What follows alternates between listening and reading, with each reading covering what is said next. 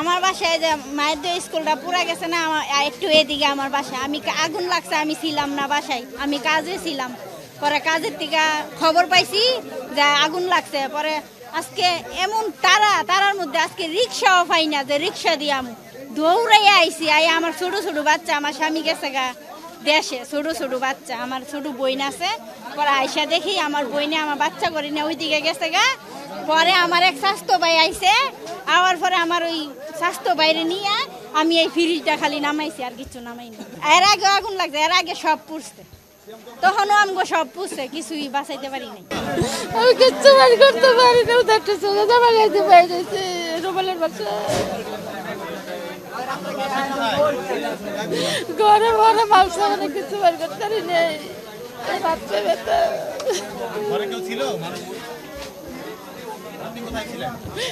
আমি ঘরে আসলাম, আমি খালি এই ফোনটা নিয়ে বাইরে গেছি, গাড়ি কিছু তালা বাইরে বাইরেছি। আমার চাবি ঘরে কিছু বাইরে না, ডর চালাম। চিকুনগুনিয়া রোগ হয়েছে না, হাতে ব্যথা বাইর করতে পারি না, কিছু করতে পারি না, আমি কিছু বাইর করতে পারি না। আমার কেউ নাই, আমি একা। টিভি ফ্রিজ অনেক মাল সাবান, কাপড় চোপড় বেশি না, আমি কাপড় মাল সাবান বেশি। তো ছবি পুরো এই যা আছে এই নিয়ে বাড়াইছি। এর আগে একবার পোলা গেছিল, কয় সালে, 17 সালে নাহি, 17 সালে একবার পোলা গেছে। বাবা এইবার 9 বছর চলতেছে। আবার আল্লাহ দুধের নিল, আল্লাহ কাছে কি করছিলাম। আর প্রত্যেকটা রুমে আমাদের গ্যাস নাই, অবৈধ গ্যাস যারা সবগুলো বন্ধ করে দিছে। এই জন্য সবার রান্না বান্না করতে অনেক কষ্ট হয়ে যায়, অফিস আদালতে যায়, বুঝছেন। এই কারণে সবাই সিলিন্ডার ব্যবহার করে। এই সিলিন্ডারের কারণে আজকে এই দুর্ঘটনাটা, বুঝছেন। এবং কি ভয়ে আতঙ্কে হয়ে সবাই সিলিন্ডার গায়ে চলে আসছে রুম থেকে আসার পরে পরবর্তীতে ওই আগুনটা আবার ওই সিলিন্ডারের গায়ে আক্রমণ করার পরে এটা বাস্ট হওয়ার পরে বেশি আক্রমণ হয়েছে আগুনটা, বুঝছেন। বেশি তো মনে করেন আমি ঘরে আসছিলাম, মানে আমার পোলা যে জায়গা পরে এই জায়গার বাসার পিছনে আগুন, আমি যে গেছি যে আগুন দেখে আমি অজ্ঞান হয়ে গেছি। আমার পোলারে কোনো মতো নিয়ে আইছি, আমি মানুষের পাড়া খাই মরে গেছি গা, ঘরে কিচ্ছু বের করতে পারি নাই। কই পুড়ে গেলে যাক, আমার পোলা পানি আমি জীবন বাঁচাইছি। আমাকে বাসার পিছনে আগুন এখন মনে একটু কমছে, না আমাকে বাসার পিছে আসছিল, কিন্তু জিল আছে যে জিলের জন্য আমরা বাচ্চা গেছি। কিন্তু সব প্রত্যেকটা মাসের বলে দিবেন জিল খালি রাখতে, একটু জায়গাও নাই যে মানে ওরা পাইলেই ঘর তুললে বাড়া দেয়, আগুনের তাপে মানে আমরা আগুন লাগছে হন্যে দৌড়ে গেছি। এই যে মসজিদের সামনে, মসজিদের কারণে এই গলিটা বাঁচতে রয়েছে, আল্লাহ রহমত করছে। আর দুই সাইড নাই, ওই সাইড দিয়ে মনে করেন এই সাইড দিয়া প্রতিটা ঘরে সিলিন্ডার, মনে করেন আগুনের তাপটা এই কারণে মনে করেন বাইরে গেছে। অনেকে বাসা বাড়িতে কাজ করে, অনেকে গার্মেন্টসে কাজ করে, অনেকে রিক্সা চালায়, দিন মজুরি। আমরা মনে করি খেটে খাওয়ার মানুষ। সরকার মনে করে আমাকে কোনো পদ্ধতি নিতে আসে না, এই খালিকা আমাকে পুনর্বাসন দেবে, উড়াই দেবে। ভোটের কালে মনে করেন সব আইন দরকার, ভোট হয়ে গেলে ওই সময় আমরা মরে গেলেও আগে দরকার নেই, ঠিক আছে। আর যদি মনে করেন আগুনের পরে 2টা হেলিকপ্টার দিয়েও যদি পানি দিত, 5-10 মিনিটে এত আগুন ছড়াইতো না। ফায়ার সার্ভিস ঢুকতে পারে না, কিভাবে আমরা পাইপ লিয়ে যাইব মানুষ।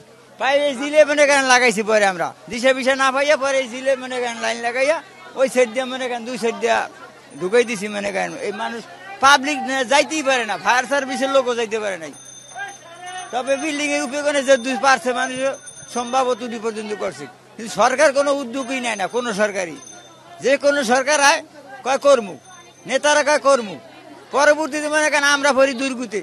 আমরা সাধারণ মানুষ যারা এই যে বাল বাচ্চা লইয়ে মনে করেন যারা আছে, অনেকের বাচ্চা কাচ্চা বিছিয়ে পায় নাই, একটা পাড়াই মারিয়ে গেলাইছে বাচ্চা। হ্যাঁ, কিছু কালকে খবর পাইবেন, আজকে তো মানুষ বিষয়ই নাই। কেউ স্বামী বিষয় পায় না, কেউ বউ বিষয় পায় না, কেউ পোলা বিষয় পায় না।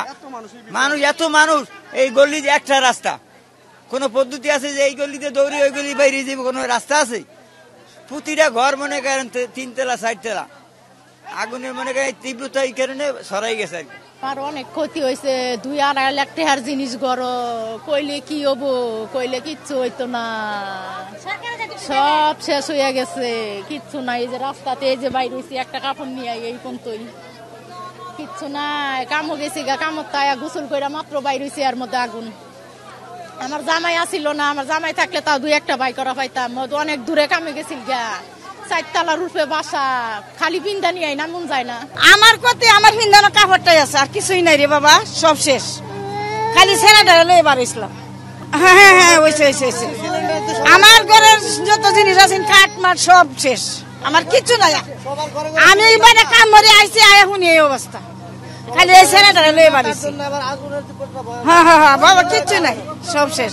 আমার বড় ক্ষতি হয়ে গেছে। আমার যা আছে ফ্রিজ, টিভি, আলমারি যা আছে কোনো কিছু বাই করতে পারছি না, সব পুড়ে গেছে।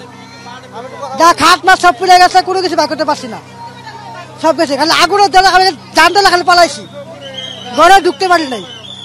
মানে আর কি করবো কোন? আমাদের বাড়ি আছে কিন্তু আমাদের বাড়ি পুরো নাই। আমরা মাছ আমরা সবাই সেভে রাখছি। ক্ষতি অন্যবারের তুলনায় এবার অনেক ক্ষতি হয়েছে, কারণ এবার আগুনের তীব্রতার কারণ গ্যাস সিলিন্ডারের কারণে। প্রত্যেকটা ঘরে ঘরে গ্যাস সিলিন্ডার, এই গ্যাস সিলিন্ডারের কারণে বাস্ট হয়েছে, আগুন ধরছে। আর সবচেয়ে দুঃখের বিষয় হলো এটা আন্দোলনের সময় হেলিকপ্টার দিয়ে গুলি করে, আর আমাদের বস্তিবাসীর আগুনে পুরাতে একটা হেলিকপ্টার পাঠায় নাই, এখনো আগুন নিয়ন্ত্রণ হয় না। প্রায় 6 ঘন্টা হয়ে গেছে, আগুন এখনো নিয়ন্ত্রণ হয় না। এটা আমাদের কষ্ট। যে সময় হেলিকপ্টার গুলি করতে পারে, হাজার হাজার মানুষ মারতে পারে গুলি করে, আর এখন দুইটা হেলিকপ্টার দিলে আগুন দিলে আমরা কখন ইয়ে যেত, আগুন এখন বন্ধ হয়ে যেত একবারে। গরিব মানুষ দিকে আমাদের কোনো দাম নাই, আর বসতে আমাদের দাম নাই।